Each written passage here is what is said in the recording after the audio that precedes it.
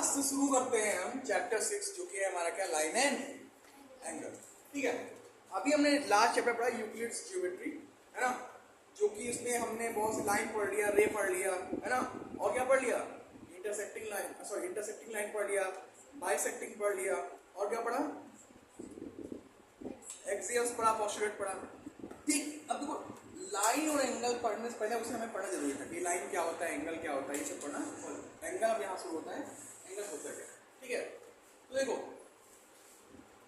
हमने बताया था, वहां रे बताया था ना, एक चीज बताया था, रे क्या होता है। मान लीजिए ये पॉइंट है, ठीक है, और इसको हम यहाँ से हमने एक रे पढ़ाना शुरू किया। जब कहा था ना कि जब एक पॉइंट से किसी एक दिशा में कोई रे लाइन बढ़ती है ना, जब किसी पॉइंट को किसी एक दिशा में बढ़ाते हुए चले जाओ वो क्या कहलाती है, रे कहलाती है। तो यहाँ क्या कह रहा है, व्हेन टू रे originated from the same and point, एक सेम एंड पॉइंट से जब दो रे निकलती है, मान लिया ये सेम एंड पॉइंट है, यहां से एक रे निकल गई ना, और दूसरी रे यहीं से हमने ये निकाली। एक चीज ध्यान रखना, एक के ऊपर एक नहीं हो सकते, अलग अलग, ठीक है। तो क्या बनता है, तब एक एंगल बनता है। क्या बनता है, एंगल बनता है। क्या बनता है, और ये क्या हो गया हमारा एंगल, क्या हो गया ये एंगल। देखो अब देखो ये जो रे है, ये जो रे है हमारी, है ना, जो कि ऑरिजिनेट हुई है इस पॉइंट से, इसको क्या बोलते हैं, आर्म्स बोलते हैं। क्या बोलते हैं, क्या बोलते हैं, आर्म्स बोलते हैं। और जहां से ऑरिजिनेट हुई है तो इसे क्या बोलते हैं, वर्टेक्स। ठीक है, समझ गए। तो क्या होता है, जब दो रे ऑरिजिनेट होती है सेम एंड पॉइंट से, कहां से, सेम एंड पॉइंट से, मतलब एक ही एंड पॉइंट से ये ऑरिजिनेट हुई, ठीक है, तो एंगल बनता है। देखो यहां पे एंगल बन गया। जहां से ऑरिजिनेट होती है उसे क्या बोलते हैं हम, वर्टेक्स। और जो रे होती है जिससे एंगल बनता है उसे क्या बोलते हैं, आर्म्स बोलते हैं। क्लियर, कोई डाउट। अब एक चीज बताओ, अब इसको कोई नाम दे देते हैं। चलो मान लिया ये वर्टेक्स हमारा O हो गया, और ये वर्टेक्स ये हमारा A, और ये B। अब यहां बताओ ये रे जो है इसमें कौन कौन सी रे है, ये OA रे है, एंड ये क्या है, OB रे, और इनको हम क्या बोलते हैं, आर्म्स बोलते हैं। और O क्या है यहाँ पे, वर्टेक्स है।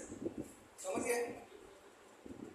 डिनोट कैसे करेंगे, जिधर से जिधर की ओर जा रहा हो, पहले जो इन पॉइंट वो लिखेंगे, और जिधर जा रहा हो फिर वो लिखेंगे, फिर उसके ऊपर क्या लगा देंगे, रे लगा देंगे। ठीक है, समझ गए। कोई डाउट नहीं, समझे, समझ गए। अब तो यहाँ पे एंगल क्या है, एंगल क्या बन रहा है यहाँ पे, एंगल क्या है यहाँ पे, वो है, क्या है। अब देखो ये है एंगल का साइन, किसका साइन है ये, साइन ऑफ एंगल की, angle, angle, sine of angle. देखो ये साइन ऑफ एंगल है, ये अगर कहीं भी लगा तो समझ जाना वो क्या है, एंगल का साइन।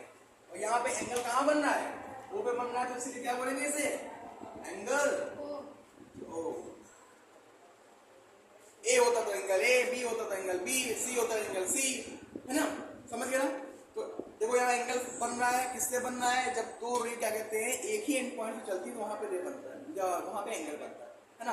जो रे होती है उन्हें आर्म्स बोलते हैं, और जो एंड पॉइंट होता है उसे वर्टेक्स बोलते हैं। क्लियर, कैसे डिनोट करते हैं ये मैंने बता दिया।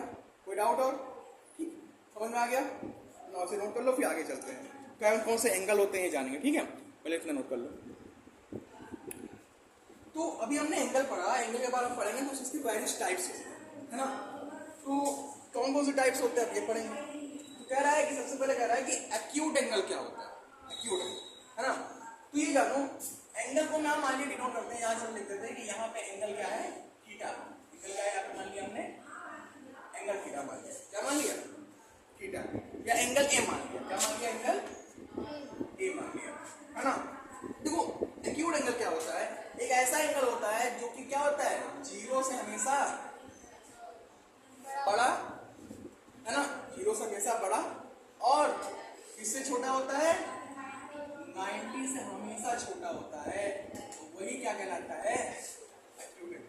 एंगल क्या होता है? ऐसा एंगल जो 0 से बड़ा हो और 90 से 90 से छोटा हो, क्या कहलाता है? एक्यूट एंगल कहलाता है। अब इसका ग्राफ कैसे बनेगा? ग्राफ कुछ ऐसा बनता है, 90 में ऐसा बन जाता है ना? तो ये कुछ ऐसा ऐसा ग्राफ बनेगा। ये हमारा क्या है? स्टार्टिंग पॉइंट, और ये एक रे। अगर बताए ना दो रे के बीच में एंगल बनता है, और ये मान लिया एंगल हमारा क्या है? ए है।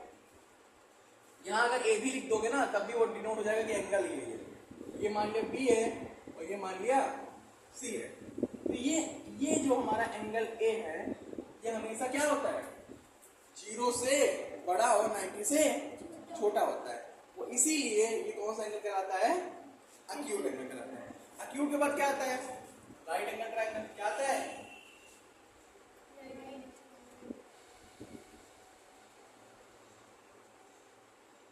हाँ जरूर, अभी ट्रायंगल बता रहे हैं। राइट एंगल चल रहा है, ट्रायंगल पर हम भी बोल दिए तुम भी बोल दिए। चलो अभी एंगल चल रहा है बेटा। राइट एंगल क्या होता है? देखो एक ऐसा एंगल जो कि ना तो 0 और इससे किसी मतलब नहीं होता। इसका मतलब होता है जो कि सिर्फ 90 के बराबर हो। किसके बराबर हो? 90 के बराबर। एक ऐसा एंगल जो कि 90 डिग्री के इक्वल हो, तो क्या कहलाता है? Right angle. ठीक है, अब इसका फिगर कैसे बनेगा? अब देखो ये कुछ इस तरह बनेगा। किस तरह बनेगा? कुछ इस तरह। ये हमारा एंगल ए हो गया, ये बी हो गया, सॉरी ये एंगल ए हो गया, ये लाइन और ये रे कौन सी हो गई? ए बी और ए सी। रे कौन सी हो गई? ए बी और ए सी। ए बी और ए सी, और इसी रे के बीच में तो एंगल बनता है। ये हो गया, एंगल ए हो गया। और किसके बराबर, किसके बराबर होता है? समझ में आया? एक्यूट क्या होता है? जो कि 0 से बड़ा 90 छोटा होता है, उसका फिगर कुछ ऐसा बनेगा। और राइट एंगल क्या होता है? जो कि इक्वल होता है 90 के, उसका फिगर कुछ ऐसा बनेगा। Got it? उसके बाद किसका आता है? अब आता है ऑब्ट्यूज एंगल। कौन सा एंगल?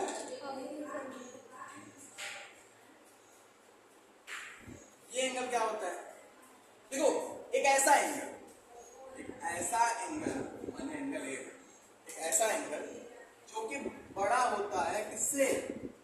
90 डिग्री बड़ा होता है, लेकिन किससे छोटा होता है? हमेशा 180 से छोटा होता है। मतलब जितने भी एंगल 90 और 180 के बीच में आएंगे वो सब क्या कहलाएंगे? और जितने भी एंगल क्या कहते हैं 90 डिग्री बराबर होंगे क्या कहलाएंगे? और जो भी एंगल 0 से 90 के बीच में आएंगे वो क्या कहलाएंगे? अब देखो यहाँ पे ये थोड़ा झुका हुआ था किसकी तरफ? एक रे की तरफ, है ना? रे झुकी हुई थी तो कौन सा बन गया? एक्यूट बन गया। थोड़ा एक रे ऐसी हो गई, दूसरी रे सीधी हो गई। अब इसमें ऑब्ट्यूज में क्या होगा? क्योंकि इससे ज्यादा होता है, 90 ज्यादा होता है ना, यानी कि इस तरफ बढ़ेगा इस तरफ। तो मान लीजिए पहले कुछ कर सीधा कर लेते हैं। ये राइट एंगल ट्रायंगल है हमारा। क्या है ये? राइट एंगल ट्रायंगल है ना? Right angle triangle. अब लेकिन इसको हमने थोड़ा और बढ़ा दिए, कह रहा है ना 90 से ज्यादा और 180 से कम। क्या कहलाता है? ये एंगल जो होता है हमारा क्या कहलाता है? ऑब्ट्यूज एंगल कहलाता है। क्या कहलाता है? ऑब्ट्यूज एंगल कहलाता है ना? समझ गए? ये हमारा एंगल ए हो गया, ये बी हो गया। तो मैंने 3 बताया अभी आपको, acute angle, right angle triangle, obtuse angle. Right angle triangle कहाँ नहीं करता है क्योंकि बहुत यूज कर चुके हैं राइट एंगल ट्रायंगल का ना ट्रिग्नोमेट्री में, इसलिए। तो एक्यूट एंगल, राइट एंगल और ऑब्ट्यूज एंगल हमने आपको बता दिया क्या होता है, किसके बीच में लाई करता है, इसका फिगर कैसे बनता है। समझ गए ना? No doubt? No doubt. अब हम आगे आते हैं रिफ्लेक्स एंगल। इसमें आते हैं रिफ्लेक्स एंगल पे आते हैं। ठीक है, इसको रफ कर लिए, इसको रफ करते हैं, पहले इसको नोट कर लो, तुरंत नोट कर लो। अब आगे देखो, आगे क्या आते हैं? Reflex angle. इस पे आते हैं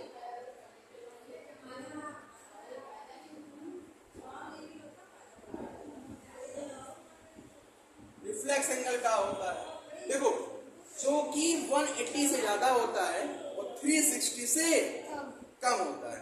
180 कुछ ऐसा एंगल बनता है और 360 कैसा बनता है?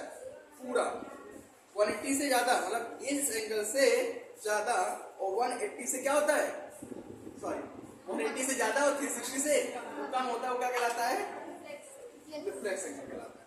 मतलब एक ऐसा एंगल जो बड़ा होता है किससे, 180 से, और किससे छोटा होता है, 360 से। यानी एक ऐसा एंगल जो 180 और 360 के बीच में लाई करता है वो क्या कहलाता है, रिफ्लेक्स एंगल कहलाता है। और इसका फिगर कैसे बनेगा, इसका फिगर कुछ ऐसे बनेगा, देखो ये हमारा क्या हो गया, ये रे ए हो गई, यहाँ पे ये रे ए बी हो गई और ये सी हो गई।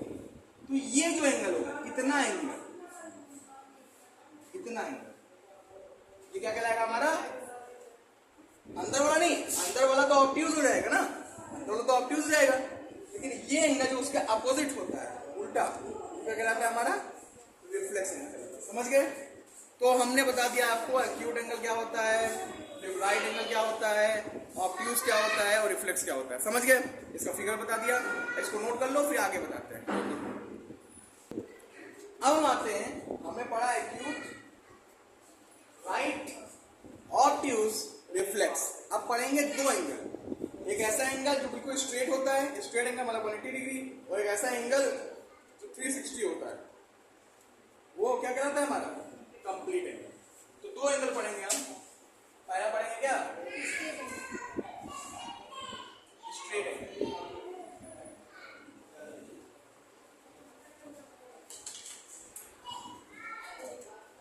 क्या होता है स्ट्रेट एंगल, डायरेक्ट लिख देते हैं, ऐसा एंगल जो किसके इक्वल होता है, 180 के इक्वल होता है। आप कहोगे सर कैसे बनेगा, 180 में कितने है उसको, है राइट एंगल 2 है, 1982 है ना, दो राइट एंगल मिलकर बनेगा। चलो ये एक हमारा राइट एंगल हो गया, और एक राइट एंगल फिर रेंज बना दो।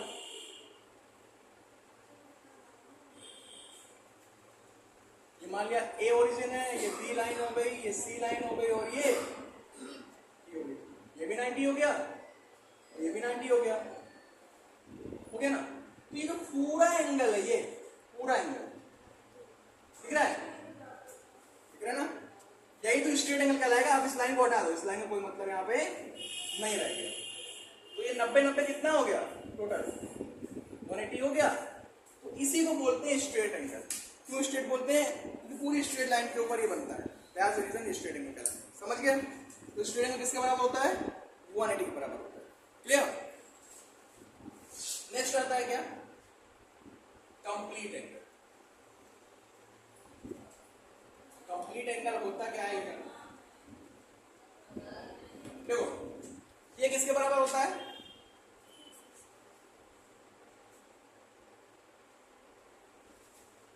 ये। अब एक कंप्लीट एंगल में कितने स्ट्रेट एंगल आएंगे, 2 स्ट्रेट एंगल आएंगे, और कितने राइट एंगल आएंगे, 4, है ना। कुछ ऐसे बनेगा, इसमें 4 राइट एंगल आएंगे ना। देखो समझाने का तरीका, एक राइट एंगल ये, दूसरा राइट एंगल ये, तीसरा राइट एंगल ये, चौथा राइट एंगल। क्या हमें पता है ना कि कंप्लीट एंगल 360 बराबर होता है, कुछ ऐसे ही बनेगा, है ना। तो अब देखो ये क्या हो गया, पूरी तरह से ऐसे क्या हो गया, गोल गोल हो गया। कंप्लीट एंगल बोल सकते हो जब किसी भी सर्किल को इस तरह घुमा दिया जाए। ये पूरा एंगल क्या कहलाता है, पूरा 360 कहलाता है, नहीं कहलाता है। तो ये हो गया, ये बना देना। ये क्या है हमारा, कितने एंगल है ये, 360। और 360 क्या बोलते हैं, कंप्लीट एंगल बोलते हैं। क्या बोलते हैं, देखो ये बना ना, ये बना, ये जरा सही है, ये बना कंप्लीट एंगल। समझ गए, कोई डाउट है, सर्किल बना दिया तो समझ गए ना। कंप्लीट, स्ट्रेट और एक्यूट और ऑब्ट्यूज, ये सब एंगल क्या होते हैं। कोई डाउट, नोट कर लो, फिर आगे बताते हैं क्या कहते हैं, इक्वल एंगल क्या होते हैं, और angle bisector, interior of angle क्या होता है, और एक्सटीरियर ऑफ एंगल क्या होता है। ठीक है, इतना नोट कर लो बेटा पहले। अब आते हैं हम इक्वल एंगल। अच्छा, इक्वल एंगल, इक्वल नाम से सुनना है कि जब एक नाम से पता चलना है कि दो एंगल इक्वल है ना, तो कब इक्वल होंगे, टू एंगल ऐसे टू इक्वल अगर उनका जो मेजरमेंट है वो इक्वल हो। मान लिया यहाँ जो एंगल ए बन रहा है अगर ये 30 डिग्री का है, वो एंगल बी भी 30 डिग्री का है, तो एंगल ए एंगल बी के बराबर होगा कि नहीं होगा? ये दोनों का मेजर क्या है? सेम है। तो इक्वल एंगल कब होंगे? जब उनके मेजर क्या हो? सेम। ठीक है, अब इक्वल एंगल समझिए क्या होता है, नोट कर लिया। अब आगे आते हैं हम एंगल बाइसेक्टर। एंगल को बाइसेक्ट करें, बाइसेक्ट मतलब होता है दो बराबर भागों में बांटे।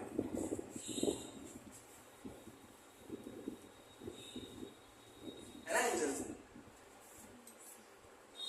देखो एंगल बाइसेक्टर क्या होता है? एंगल बाई मतलब दो, सेक्टर मतलब होता है भाग। फॉर एग्जाम्पल ये हमारा एक क्या है?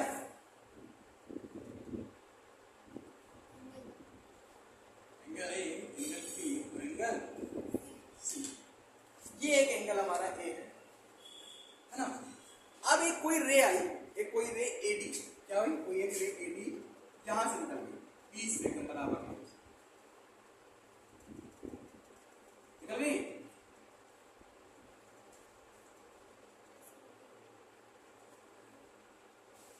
तो ये जो एंगल, ये जो रे डी है, ये जो रे एडी है, ये क्या कर रही है? एंगल ए को दो बराबर भागों में क्या कर रही है? बांट रही है। बांट रही नहीं बांट रही है, इसलिए क्या कहलाएगा ये? क्या कहलाएगा ये? कौन कहलाएगा एंगल बाइसेक्टर? एडी, है ना। कोई ऐसी रे जो एंगल को दो बराबर भागों में डिवाइड करते हो क्या कहलाती है? एंगल बाइसेक्टर कहलाती है। तो यहाँ पे क्या होगा? एंगल, अब यहाँ दो एंगल बन गए। कौन कौन से बन गए? BAD और DAC। और ऐसी स्थिति में BAD और दोनों एंगल आपस में क्या होंगे? DAC। आपस में क्या होंगे? उसमें एंगल बाइसेक्टर समझ गए? अब देखो एंगल बाइसेक्टर समझ गए। अब कुछ जान लो, एक चीज होता है, लास्ट टर्म चल रहे हैं, internal sorry interior angle,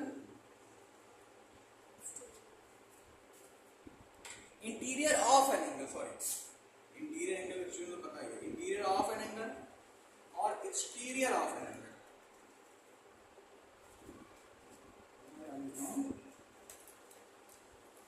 exterior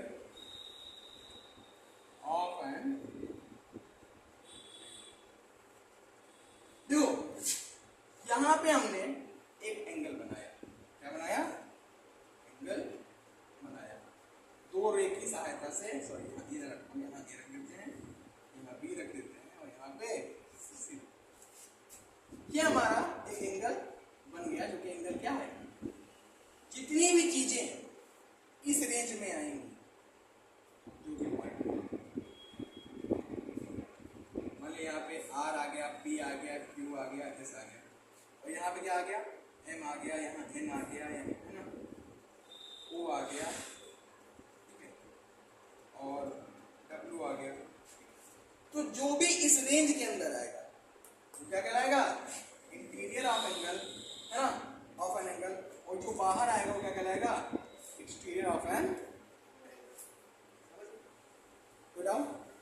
तो हमने क्या क्या पढ़ा आज? एंगल क्या होता है ना। दो रे के बीच में जो दो रे की, जब दो रे एक ही पॉइंट से, एक ही एंड पॉइंट से शुरू होती हैं, तो उनके द्वारा जो भी उसको क्या बनाया जाता है? उनके द्वारा जो क्या बनता है बेटा? एक एंगल बनता है। क्या बनता है? एंगल बनता है। देखो एंगल बन रहा है ना, ठीक। ये जो होती है इसको आर्म बोलते हैं, ये बोलते हैं इसको वर्टेक्स बोलते हैं। एंगल कितने प्रकार के होते हैं?